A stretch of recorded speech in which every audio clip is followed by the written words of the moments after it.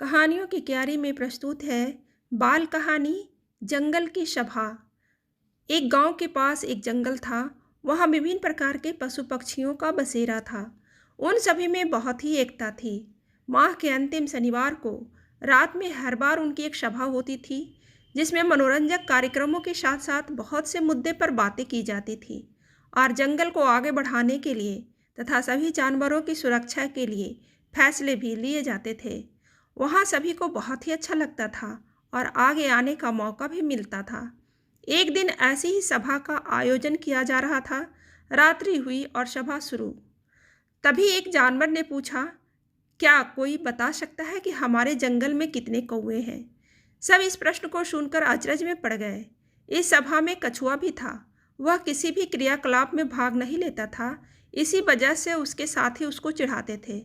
आज उसके पास स्वयं को साबित करने का एक सुनहरा मौका था। वह अपनी जगह से उठा और बोला, मुझे इस सवाल का जवाब पता है। उसके साथी जो उसे चिढ़ाया करते थे वो भी वहीं मौजूद थे। वे सभी बहुत आश्चर्यजनक ढंग से कछुए को देखने लगे। तभी लोमड़ी बोली, सभी को मौका मिलना चाहिए, कछुआ जवाब दे सकता है। तब कछुए ने कहा, हमारे जंगल में 5764 कौवे हैं। कछुए का जवाब सुनकर उनके मित्र हंसने लगे।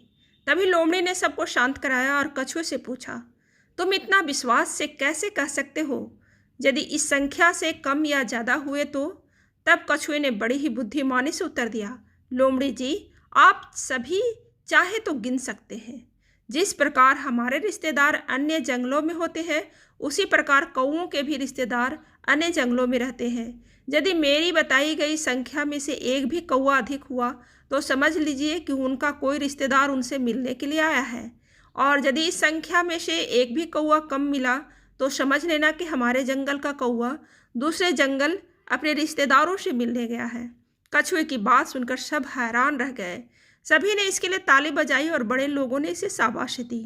शिक्षा, शांत मन से प्रश्नों का हल ढूंढने से हर प्रश्न का हल मिल जाता है।